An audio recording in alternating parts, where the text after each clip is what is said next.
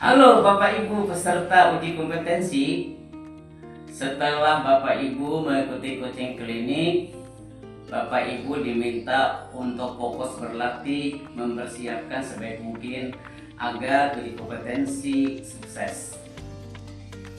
Pertanyaannya, materi apa untuk latihan agar update atau sesuai dengan kompetensi yang diharapkan?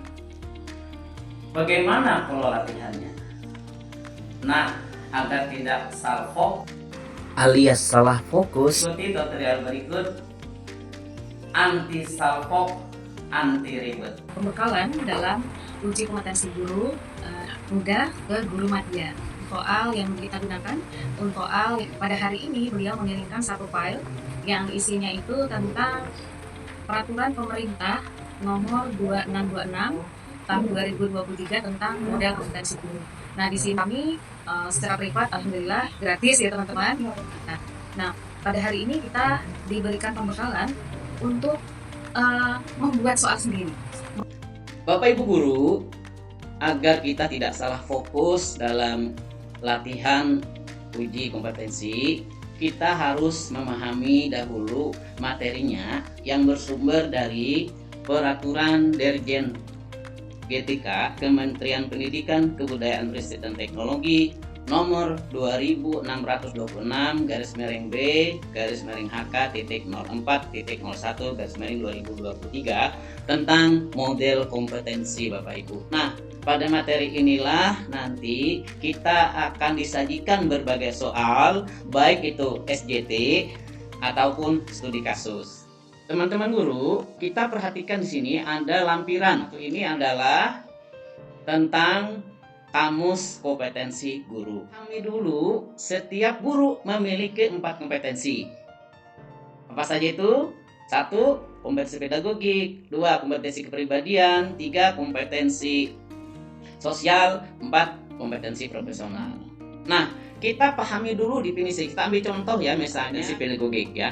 Pemahamannya kita harus baca dulu baik-baik teman-teman. Mengelola pembelajaran yang berpusat pada peserta didik untuk mencapai tujuan pembelajaran. Di sini ada beberapa level ya.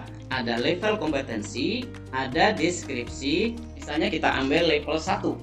Memahami konsep lingkungan pembelajaran yang aman dan nyaman bagi peserta didik, strategi pembelajaran yang efektif dan strategi asesmen, umpan balik dan pelaporan yang berpusat pada peserta didik.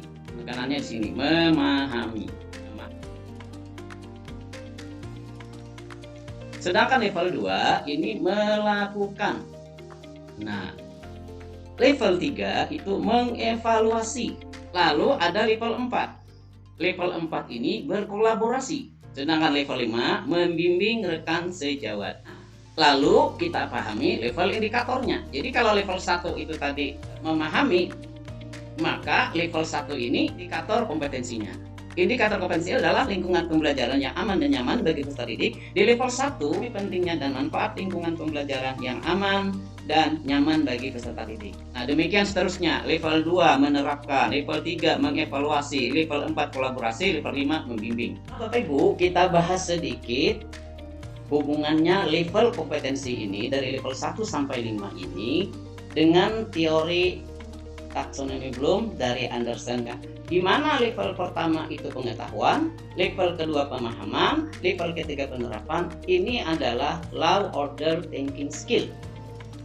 Sedangkan untuk analisis, sintesis dan evaluasi adalah HOTS, high order thinking skill. Nah, dalam soal-soal uji kompetensi, baik nanti SJT ataupun studi kasus, semuanya mengarah kepada high order thinking skill. Berarti di antara level 3, level 4, dan level 5.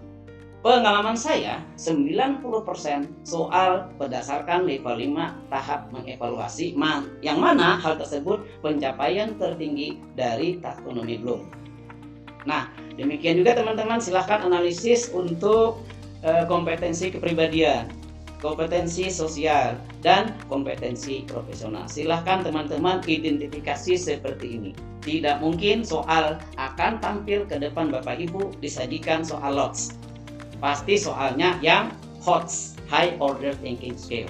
Bapak Ibu guru, setelah kita tadi memahami level kompetensi, kemudian memahami tingkatan taksonomi Bloom, selanjutnya kita akan berlatih membuat pola soal.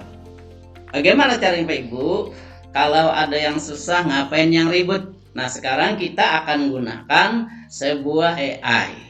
Banyak pilihan Bapak Ibu ya, tapi saya sarankan menggunakan ChatGPT.